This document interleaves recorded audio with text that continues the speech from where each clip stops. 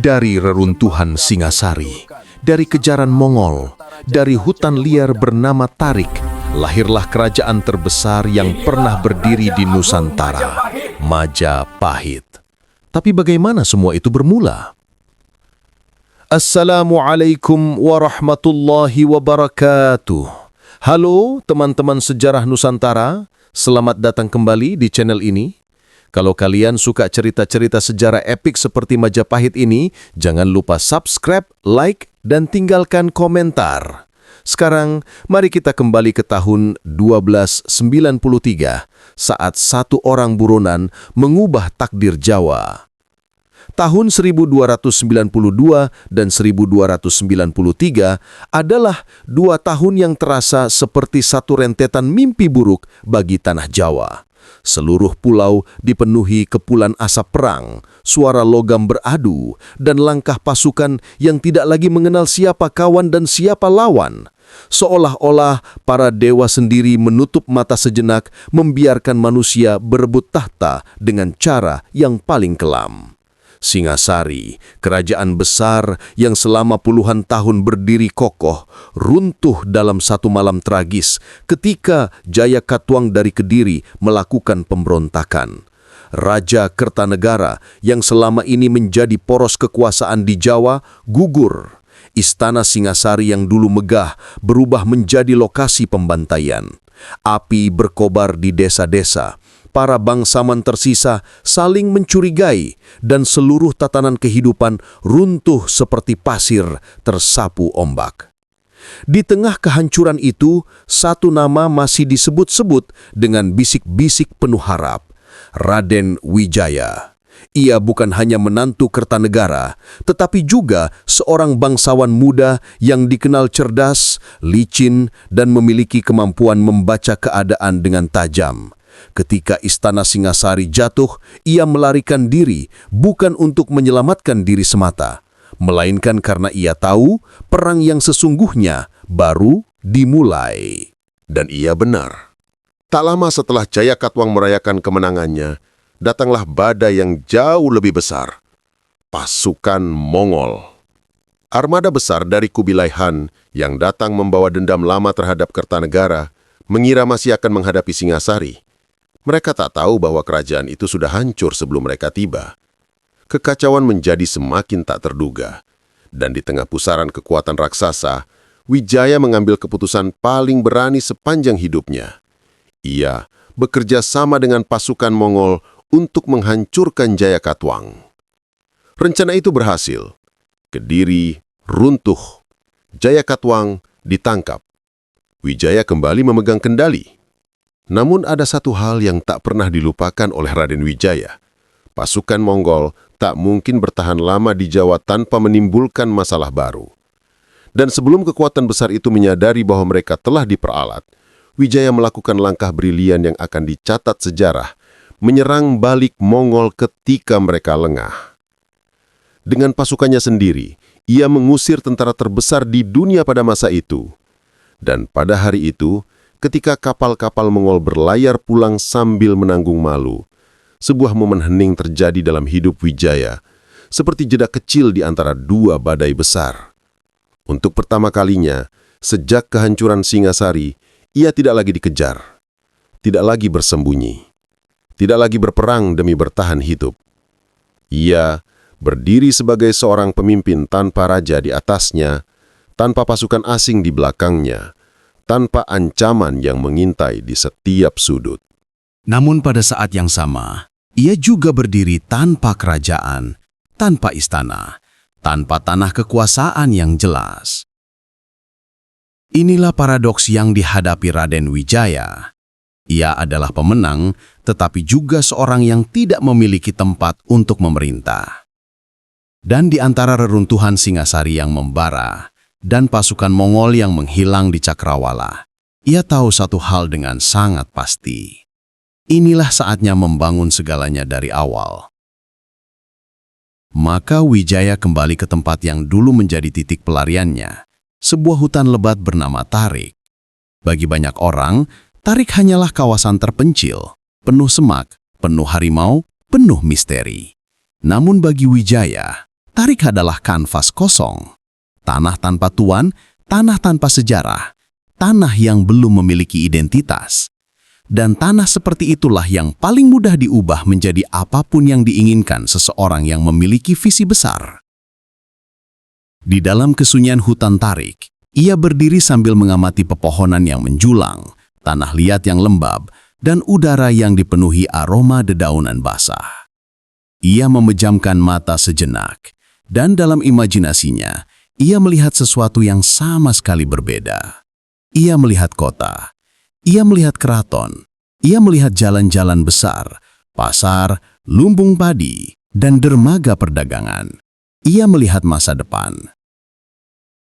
Perlahan-lahan, para pengikutnya yang sebelumnya tercerai-berai setelah perang, kembali satu persatu. Banyak di antara mereka kehilangan keluarga, kehilangan tanah, atau kehilangan tujuan hidup. Namun ketika mereka melihat Wijaya berdiri tegak di tanah hutan itu, sesuatu muncul di mata mereka, harapan yang mulai hidup kembali. Mereka mulai bekerja, menebang pohon, menggarap tanah, mendirikan pondasi, membuat jalan setapak. Dan tanpa disadari, dari suara kapak yang beradu dengan batang kayu, dari jejak kaki para pekerja yang memadatkan tanah, dari keringat yang jatuh seperti hujan pertama musim panen, lahirlah cikal bakal sebuah peradaban. Di antara suara burung hutan dan gemerisik angin, sejarah mencatat satu kalimat sederhana. Wijaya membuka alas Wanamarta. Kalimat yang kelak ratusan tahun kemudian dipahami sebagai awal dari lahirnya kerajaan terbesar yang pernah berdiri di Nusantara, Majapahit. Setelah mengusir pasukan Mongol dari tanah Jawa, Raden Wijaya tidak kembali ke Singasari yang telah luluh lantak. Ia tidak kembali ke istana lama, tidak mencari sisa kekuasaan yang bisa ia tumpangi. Ia memilih jalan yang jauh lebih sulit, tetapi jauh lebih bebas, kembali ke sebuah hutan sepi yang dulu menjadi tempat persembunyiannya terakhir. Hutan Tarik. Tarik bukanlah wilayah yang terkenal. Letaknya jauh dari pusat pemerintahan lama, jalannya licin dan dikelilingi rawa, dan nuansa angker melekat kuat dalam cerita rakyat setempat. Di sana, malam tiba lebih cepat daripada di tempat lain. Pepohonan pohon asem, randu dan mahoni tumbuh rapat, menutupi cahaya matahari seperti tirai tebal yang menyembunyikan rahasia. Namun bagi Raden Wijaya, Tarik justru sempurna. Di sini tidak ada bangsawan yang mengawasi, tidak ada intrik istana, tidak ada pasukan Kediri, dan yang terpenting, tidak ada alasan bagi pasukan Mongol untuk kembali mencarinya. Tarik adalah tempat kosong, dan tanah kosong berarti kesempatan. Ketika Raden Wijaya pertama kali menginjakkan kaki kembali di tanah Tarik, hening yang menyelimuti tempat itu terasa seperti lembaran kertas baru.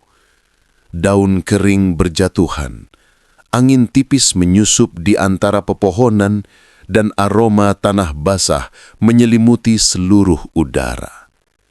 Ia berdiri diam, mengamati tempat yang dulu menjadi pelariannya. Kini ia melihatnya dengan mata seorang pembangun, bukan seorang buronan. Disinilah kita mulai lagi. Gumamnya pelan, para pengikutnya yang masih selamat, baik prajurit, abdi, maupun penduduk biasa, mulai berdatangan satu persatu. Mereka datang dengan pakaian sobek, tubuh penuh luka, dan wajah yang menyimpan ketakutan masa lalu. Namun ketika mereka melihat pemimpinnya berdiri tegak, aura mereka berubah, seperti bara kecil yang kembali mendapatkan tiupan angin. Tidak lama setelah itu, pekerjaan besar pun dimulai. Menurut catatan kuno, para sesepuh pernah menulis, Wijaya membuka alas Wanamarta. Kata alas berarti hutan. Wanamarta artinya tanah yang masih alami, liar, belum tersentuh manusia. Membuka alas bukan pekerjaan kecil. Itu adalah tindakan sakral dalam budaya Jawa. Hutan dianggap memiliki penghuni tak kasat mata, kekuatan gaib, dan batas-batas tak tertulis yang harus dihormati. Karena itu, sebelum menebang sebatang pohon pertama, para pendeta dan pemuka spiritual melakukan ritual. Mereka menancapkan sesaji, bunga, minyak wangi, dan sebutir telur ayam kampung di akar pohon terbesar di sana. Mereka memohon izin kepada para penunggu hutan agar pembukaan tanah ini membawa berkah, bukan kutukan. Setelah ritual selesai, suara pertama kapak yang menghantam batang pohon terdengar. Suara itu menggema pelan, seperti memecah keheningan ratusan tahun. Para pekerja yang terdiri dari mantan prajurit Singasari, petani yang kehilangan tanahnya, dan warga yang melarikan diri dari perang, mulai menebang pohon satu persatu. Malam demi malam, mereka menyalakan obor untuk menerangi tempat kerja. Asap dari kayu yang dibakar naik ke langit, menandai awal dari lahirnya sebuah pemukiman baru. Tidak ada arsitek megah, tidak ada rencana kota resmi. Yang mereka punya hanyalah tekad. Lahan dibersihkan perlahan, kemudian dibuat jalur-jalur untuk tempat tinggal. Gubuk-gubuk sederhana dari bambu dan daun kelapa didirikan sebagai tempat beristirahat. Lumbung kecil dibuat untuk menyimpan hasil panen awal. Sementara itu, Raden Wijaya mengawasi langsung semua proses pembangunan. Ia tidak hanya memimpin dari belakang, ia ikut bekerja, membantu mengangkat kayu, mengatur pembagian tugas, menyusun strategi tata ruang. Para pengikutnya melihat hal itu sebagai tanda bahwa pemimpin mereka bukan sekedar pewaris tahta, tetapi seorang yang bersedia membangun dari nol bersama mereka.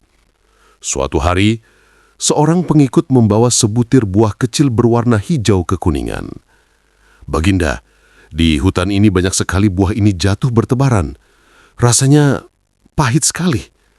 Raden Wijaya mencicipinya. Ia tersenyum kecil.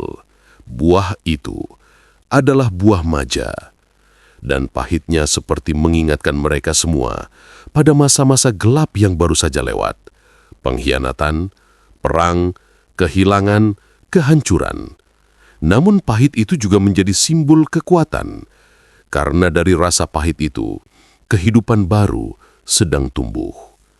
Kelak, nama buah itu akan menjadi nama ibu kota baru, Majapahit. Nama yang sederhana, tetapi syarat makna. Nama yang mengabadikan jejak perjuangan. Dari kepahitan menjadi kemuliaan. Hari-hari berlalu menjadi bulan.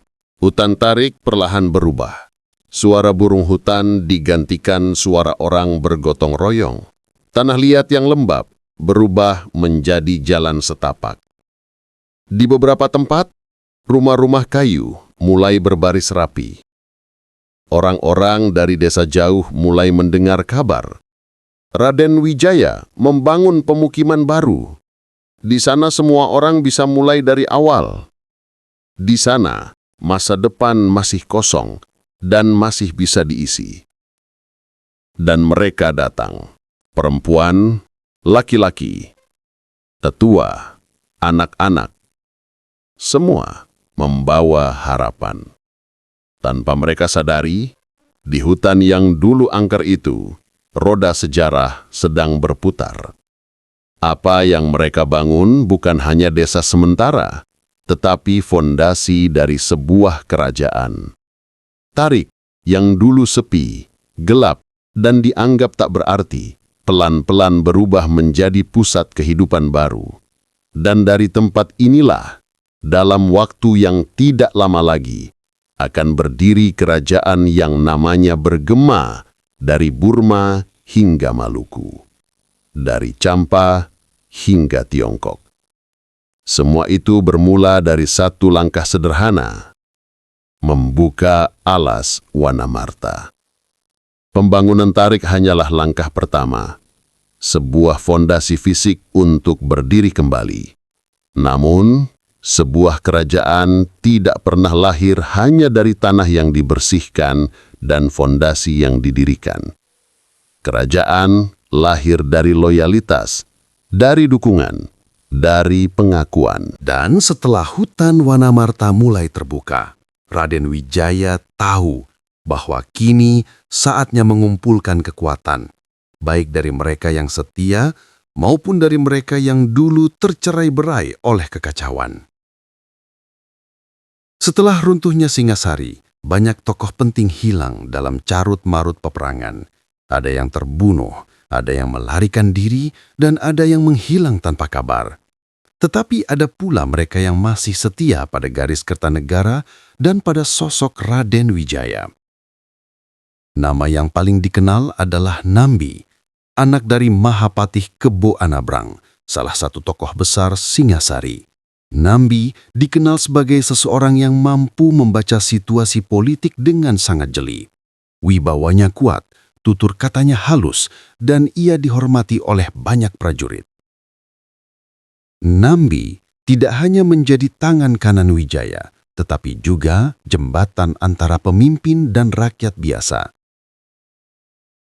Di sampingnya ada Lembu Sora, satria Singasari yang gagah berani, terkenal karena ketegasannya. Wibawanya di kalangan prajurit sangat besar. Kehadirannya saja sudah cukup untuk membuat para pengikut lama Singasari kembali percaya bahwa pemerintahan baru sedang dalam proses bangkit. Keduanya menjadi pilar pertama dalam lingkaran loyalitas Wijaya. Namun yang lebih sulit adalah mengumpulkan mereka yang tercerai-berai. Setelah Perang Jayakatalam dan kedatangan Mongol, banyak rakyat berlarian tanpa arah. Desa-desa kosong, ladang-ladang tak terurus, dan para petani terpaksa meninggalkan tanah mereka. Beberapa bergabung dengan perompak demi bertahan hidup. Sebagian lagi menjadi pengungsi di perbatasan desa. Ada juga yang bersembunyi di dalam hutan, hidup dari berburu dan menunggu siapa yang akan muncul sebagai penguasa baru. Untuk mengembalikan mereka, Raden Wijaya mengutus orang-orang kepercayaan ke berbagai wilayah. Bukan sebagai penjajah, tetapi sebagai pembawa kabar. Penerus sah Singasari telah kembali. Tanah baru sedang dibangun. Raden Wijaya memanggil kalian pulang. Para utusan itu datang ke desa-desa yang sepi, mengetuk pintu-pintu rumah yang sudah kusam, berbicara dengan para tetua desa yang masih hidup. Mereka menenangkan para penduduk yang ketakutan, meyakinkan bahwa masa perang telah berakhir. Dan pelan-pelan rakyat mulai bergerak. Dari utara datang para petani berantas yang melarikan diri dari konflik. Dari selatan datang para perangajin dari Rajasa yang kehilangan pasar mereka. Dari barat datang keluarga-keluarga yang selamat dari pembantaian Kediri. Dari timur datang para prajurit yang setia pada Singasari mencari pemimpin yang bisa mereka hormati. Mereka semua berkumpul di Tarik, dan setiap orang yang datang membawa cerita, luka, dan harapan baru. Dalam banyak kisah, dikatakan bahwa suasana di Tarik saat itu seperti tempat lahir kedua bagi mereka. Mereka datang bukan karena terpaksa, tetapi karena mereka tahu bahwa mereka mengikuti seseorang yang diyakini mampu memulihkan kehormatan tanah Jawa. Tentu saja, tidak semua daerah langsung tunduk. Beberapa wilayah bekas Singasari masih kacau, tanpa pemimpin karena para pemuka desa terbunuh dalam perang. Ada pula daerah yang enggan bersekutu, karena masih takut dengan sisa-sisa kekuatan Kediri yang bersembunyi. Dan ada juga yang menunggu siapa yang akan benar-benar naik sebagai raja berikutnya. Raden Wijaya memahami itu. Ia tidak memaksa, tidak mengirim tentara untuk menekan rakyat. Ia menggunakan cara yang jauh lebih efektif, melepaskan rasa aman. Ia memastikan kabar kemenangannya atas Mongol menyebar luas.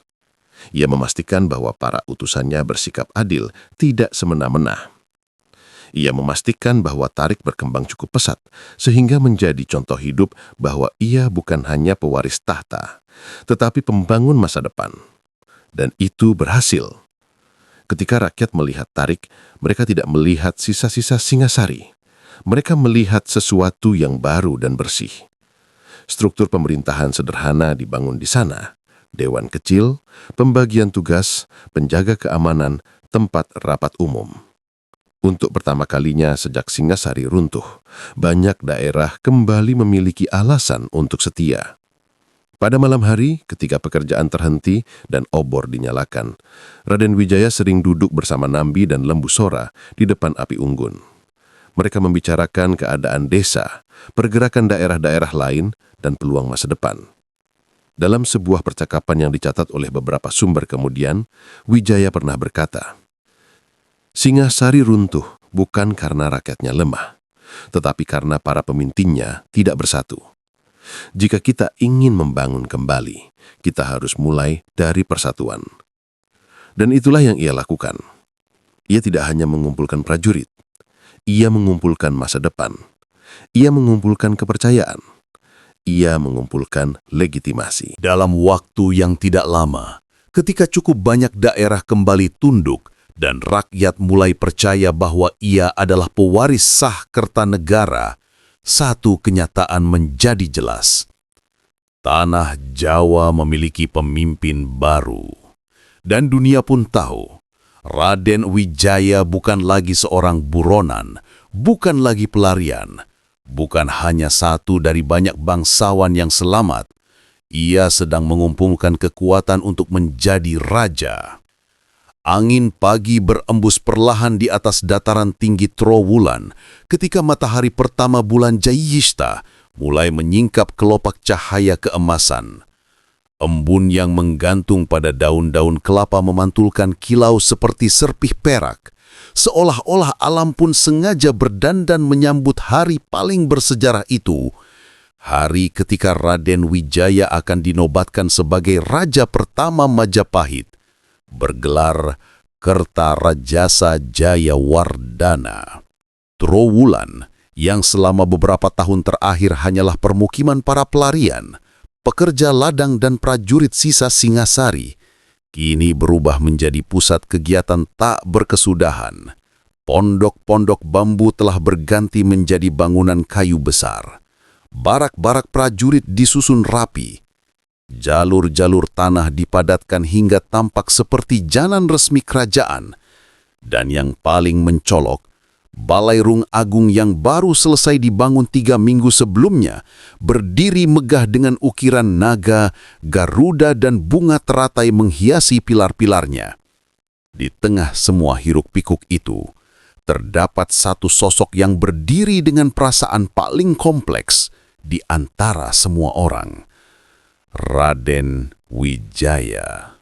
Pagi itu, Wijaya berjalan perlahan di antara deretan prajurit yang berdiri berjajar.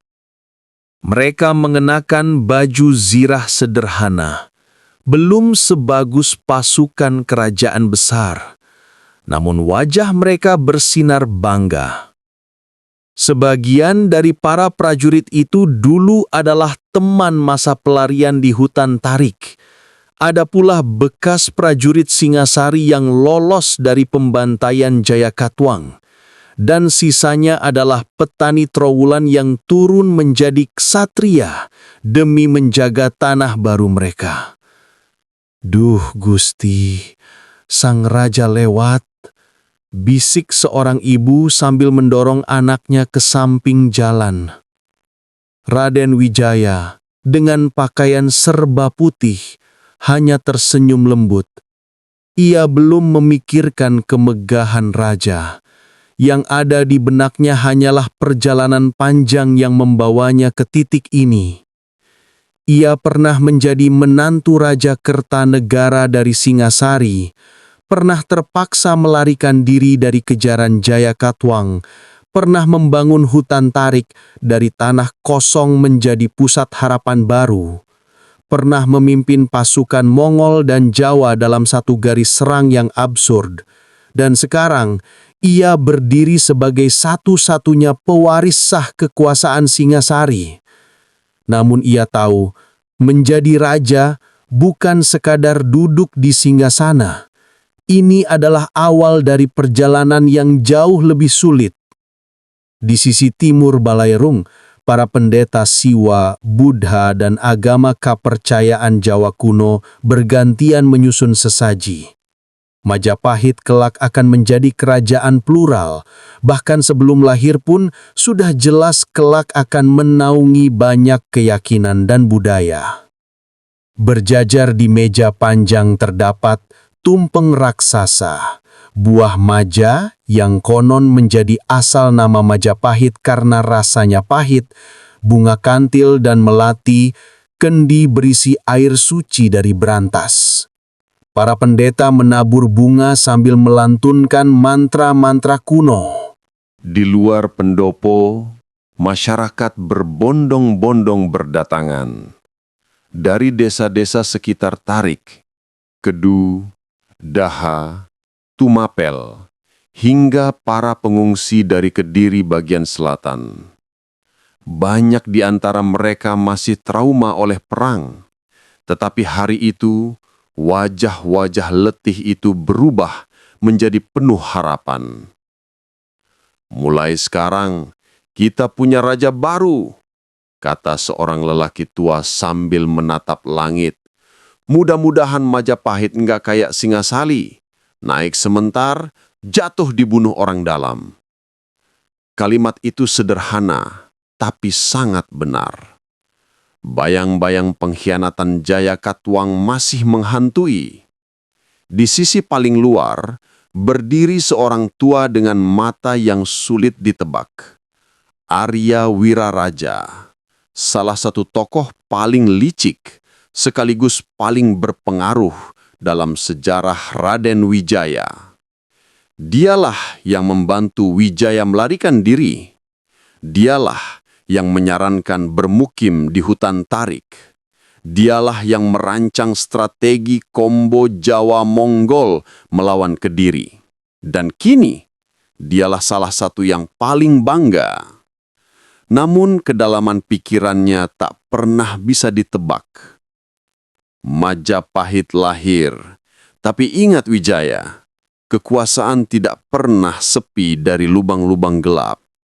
Gumamnya, seakan berbicara pada dirinya sendiri. Sebuah detail penting sejarah yang tak banyak muncul di naskah lama adalah hubungan Wijaya dengan keluarganya setelah pelarian. Dalam narasi ini, ibundanya hadir. Wanita tua yang wajahnya lembut, namun matanya menyimpan banyak luka. Begitu melihat putranya melangkah ke Balairung, ia meneteskan air mata. Akhirnya, perjalananmu yang mengerikan berujung pada tempat yang benar, nak. Raden Wijaya memegang tangan ibunya sebentar sebelum masuk ke Balairung, menjadikan momen itu sebagai kekuatan. Penobatan itu bukan sekadar perayaan seorang pria yang menjadi raja. Ia juga menjadi panggung pertama bagi tokoh-tokoh besar yang kelak memengaruhi perjalanan Majapahit.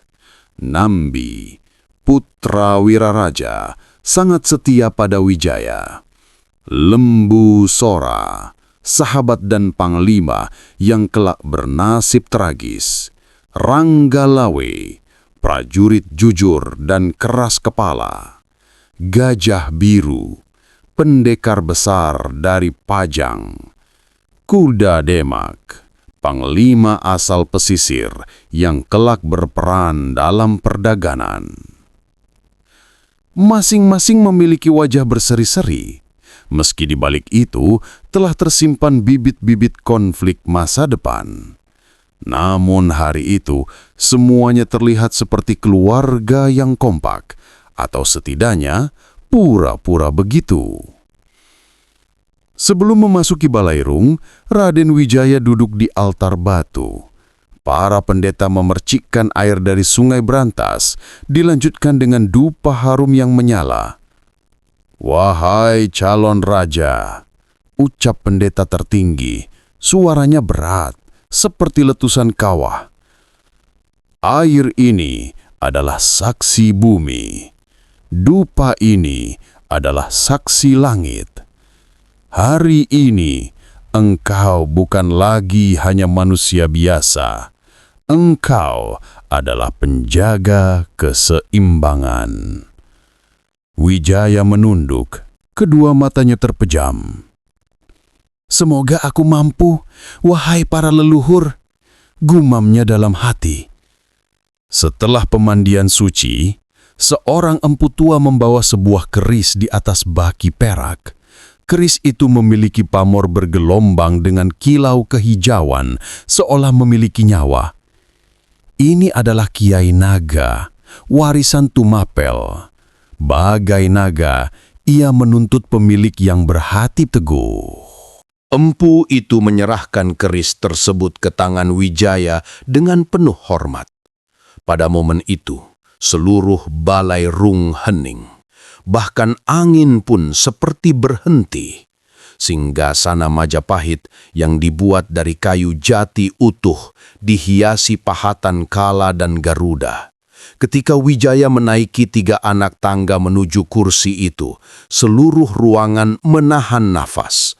Setelah duduk, pendeta tertinggi mengangkat tongkat emas dan berseru, "Mulai hari ini, dengan restu para dewa, leluhur, dan rakyat tanah Jawa, Raden Wijaya dinobatkan sebagai Kertarajasa Jayawardana, Raja Agung Majapahit."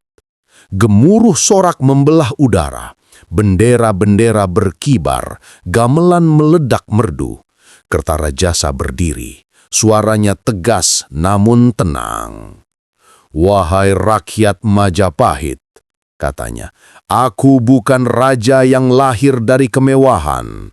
Aku lahir dari pelarian, dari kehancuran negara lamaku, dari pengkhianatan, dari darah para sahabat. Karena itu, aku bersumpah, Majapahit tak akan kubiarkan jatuh seperti Singasari." Sorak rakyat makin histeris. "Aku akan menyatukan Jawa, akan menegakkan hukum, akan membangun kemakmuran, dan yang terpenting, Majapahit bukan milikku, tetapi milik kalian." Pesta berlangsung hingga malam. Obor dinyalakan di sepanjang jalan, gamelan tak berhenti berdentum, tarian sakral dilakukan oleh para penari istana, bahkan rakyat biasa diberi kesempatan menari di halaman Balairung. Namun di balik semua kemeriahan itu, percikan konflik mulai terlihat kecil-kecil. Ranggalawe menggerutu karena merasa jasanya tidak cukup dihargai. Lembu Sora menegur keras Ranggalawe. Wiraraja diam dan mengamati. Para bangsawan Singasari yang dulu berseberangan tampak saling melirik. Keluarga para prajurit yang tewas dalam perang mulai bertanya siapa yang akan diberi tanah. Majapahit memang lahir megah, tetapi seperti bayi harimau, kuku-kuku tajamnya mulai tampak sejak hari pertama. Malam itu, Kertarajasa berdiri di beranda istana, menatap bulan purnama yang menggantung di langit. Angin malam berembus menyentuh jubah emasnya. "Ini baru permulaan," katanya pada dirinya sendiri. Di kejauhan, suara gamelan masih berbunyi, namun jauh lebih lembut, seakan memberi peringatan. Berjaya hari ini bukan jaminan aman esok hari. Setelah penobatan Raden Wijaya sebagai Kertarajasa Jayawardana, satu hal menjadi jelas bagi Jawa. Majapahit bukan sekedar kerajaan baru, tetapi proyek besar untuk membangun masa depan. Lahir dari reruntuhan Singasari, tumbuh dari tanah hutan terpencil, Majapahit memiliki kesempatan yang tidak dimiliki kerajaan sebelumnya, kesempatan untuk membangun dari nol dengan visi yang sangat terarah. Hari-hari pertama setelah penobatan dipenuhi aktivitas. Para pengikut yang telah lama setia kepada Wijaya mulai bekerja dengan ritme yang belum pernah terlihat sebelumnya. Di bawah terik matahari, di tengah kebut pagi, dan bahkan hingga malam hari. Tarik berubah menjadi pusat kerja besar-besaran. Keraton Pusat menjadi prioritas utama. Bagaimana mungkin Majapahit dikenal sebagai kerajaan besar jika istananya saja belum berdiri megah? Para arsitek Jawa, yang sebagian merupakan tenaga ahli dari masa Singasari, bekerja menyusun rancangan keraton baru. Mereka tidak sekadar membangun istana, tetapi sesuatu yang menyimbolkan kelahiran era baru. Rancangan itu mencakup balai pemerintahan, ruang musyawarah, pendapa agung, dan halaman luas tempat rakyat dapat berkumpul. Tembok bata merah disusun satu persatu, memantulkan cahaya matahari sore yang hangat. Banyak pekerja berkata bahwa mereka merasa seperti membangun bukan hanya bangunan, tetapi warisan. Di sekitar keraton, perumahan rakyat mulai dibangun. Para petani diberi sebidang tanah, para perajin diberi bengkel, pedagang diberi ruang untuk membuka pasar. Tarik, yang dulunya hanyalah tempat yang tidak dianggap apa-apa, berubah menjadi tempat yang penuh aktivitas. Pada malam hari, dari kejauhan terlihat obor-obor yang menyala sepanjang jalan. Cahaya itu membuat para pendatang baru merasa aman. Mereka yang sebelumnya hidup dalam ketakutan, kini bisa tidur tanpa mendengar suara peperangan. Suasana itu membuat Majapahit terasa seperti rumah baru bagi banyak orang. Namun yang paling penting dari semua pembangunan fisik adalah pembangunan sistem irigasi. Wijaya tahu betul bahwa kerajaan tidak bisa kuat tanpa sumber pangan yang stabil. Sungai Brantas dan jaringan anak sungainya menjadi pusat perhatian. Para ahli irigasi menggali kanal, memperluas tanggul, dan membuat jalur air yang menghubungkan desa-desa sekitar. Bagi masyarakat Jawa, air adalah kehidupan. Dengan menguasai air, Majapahit menguasai masa depan. Dalam beberapa catatan kemudian, disebutkan bahwa hasil panen meningkat drastis hanya beberapa tahun setelah Majapahit berdiri. Ini membuat cadangan pangan kerajaan melimpah, dan stabilitas ekonomi pun perlahan terbentuk. Selain pangan, perdagangan menjadi pilar penting berikutnya. Letak Majapahit sangat strategis, berada di jalur yang menghubungkan perdagangan barat, Sumatera dan Malaka, dengan jalur timur, Bali, Nusa Tenggara, hingga Maluku. Kapal-kapal kecil mulai keluar masuk melalui sungai menuju laut.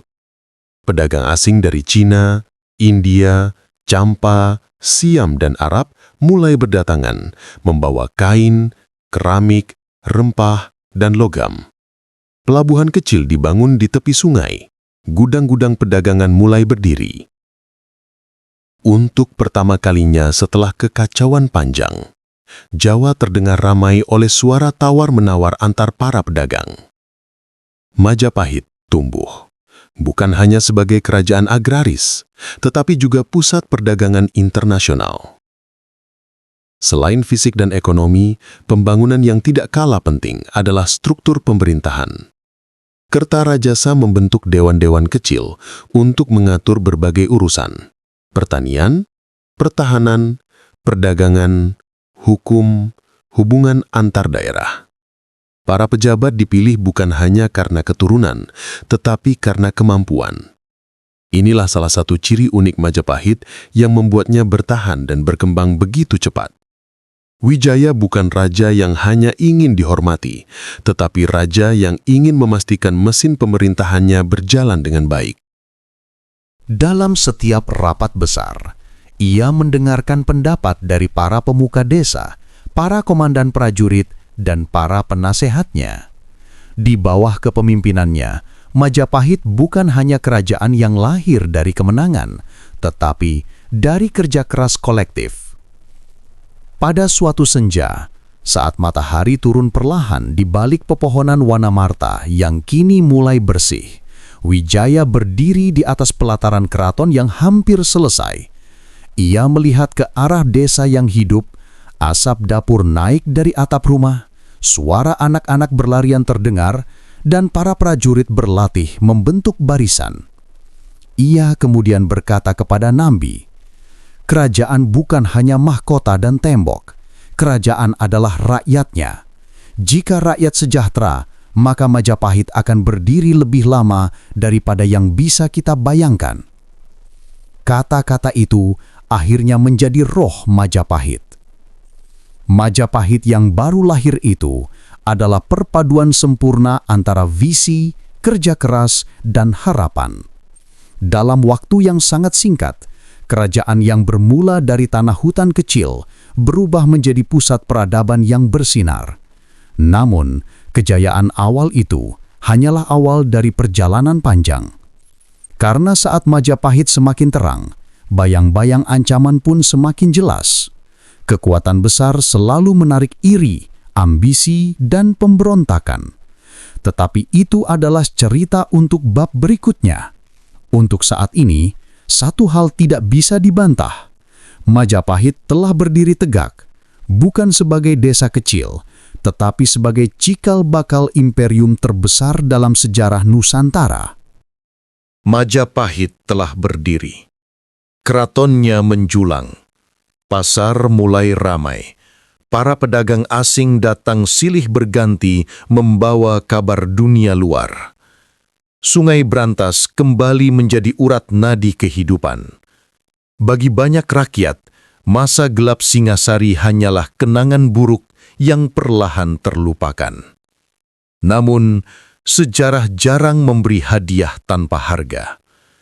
Di balik kemegahan yang baru terbangun, bayangan mulai bergeser, tumbuh perlahan, seperti akar beracun yang merambat di bawah tanah. Sejak penobatan Raden Wijaya sebagai Kertarajasa Jayawardana, tidak semua orang menyambut dengan hati yang tulus. Ada yang melihatnya sebagai penyelamat, tetapi ada pula yang melihatnya sebagai pesaing baru dalam peta kekuasaan Jawa.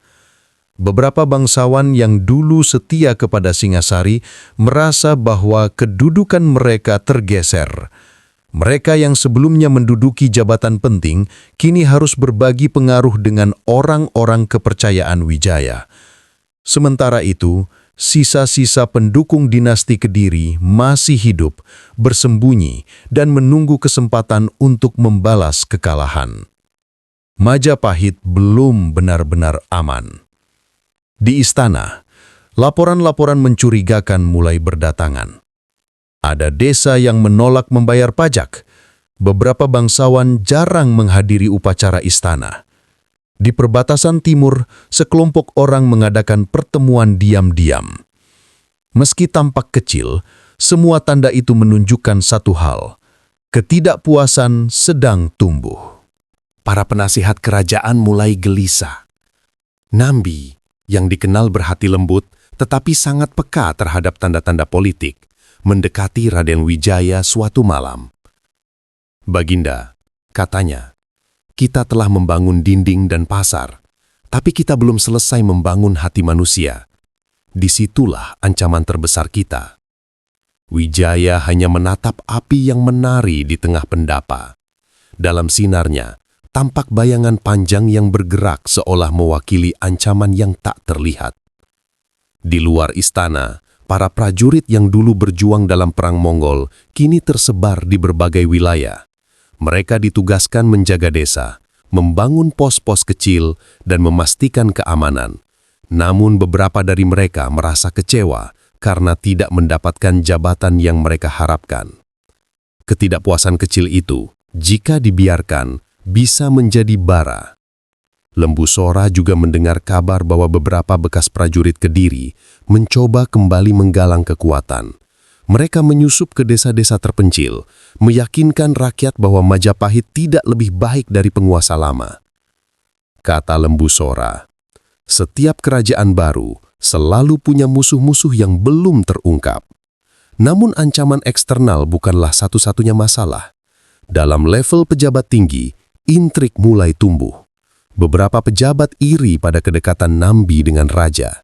Ada yang tidak suka dengan ketegasan Lembu Sora. Ada pula yang merasa bahwa keluarga-keluarga tertentu terlalu cepat naik pangkat. Kecemburuan itu perlahan berubah menjadi adu bisik. Bagaimana mungkin dia mendapat jabatan itu? Nambi terlalu dekat dengan raja. Lembu Sora mendapatkan pasukan lebih besar dari haknya. Adu bisik itu seperti racun, tidak mematikan secara langsung, tetapi melemahkan perlahan. Wijaya, meski cerdas, tidak bisa melihat semua yang terjadi sekaligus. Ia lebih fokus memperkuat Majapahit dari luar, sementara racun politik mulai menetes dari dalam.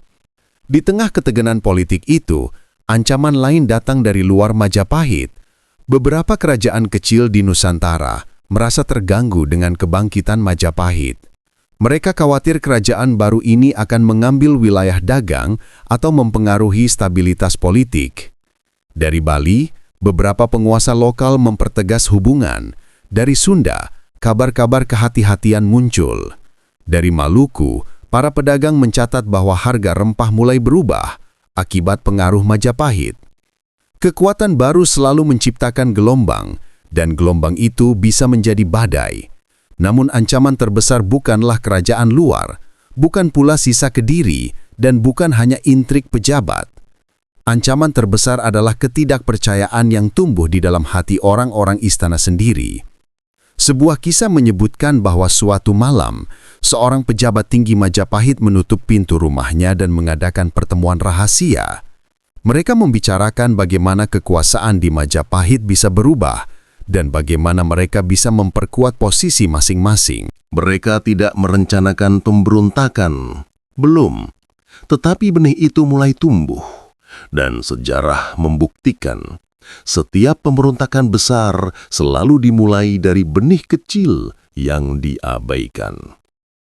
Sementara itu, rakyat biasa melihat semua itu dengan mata yang tak sepenuhnya mengerti. Mereka hanya mengetahui satu hal, Majapahit mulai terasa megah. Tetapi megahnya kerajaan tidak selalu berarti megahnya perasaan mereka. Beberapa mengeluh pajak naik, beberapa merasa aturan kerajaan terlalu ketat, beberapa mendengar bisik-bisik tentang konflik di kalangan pejabat. Rakyat mungkin tidak memahami politik, tetapi mereka selalu bisa mencium ketakutan lebih cepat daripada penguasa. Di tengah semua itu, Raden Wijaya tetap berdiri sebagai pemimpin yang dihormati. Namun ia juga menyadari satu hal. Semakin tinggi kita naik, semakin panjang bayangan yang kita tinggalkan, katanya kepada dirinya sendiri.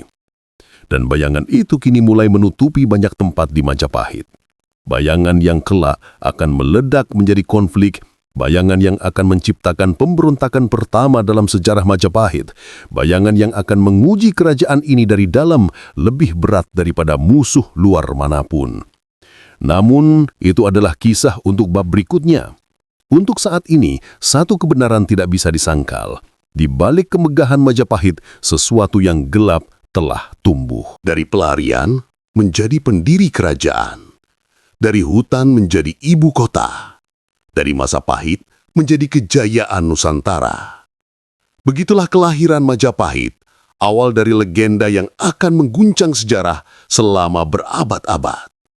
Kalau kamu ingin kita lanjut membahas konflik-konflik awal Majapahit, seperti pemberontakan Ranggalawe, tulis di kolom komentar. Jangan lupa subscribe, like, dan share, biar makin banyak yang tahu sejarah megah Nusantara. Sampai jumpa di episode berikutnya. Wassalamualaikum warahmatullahi wabarakatuh.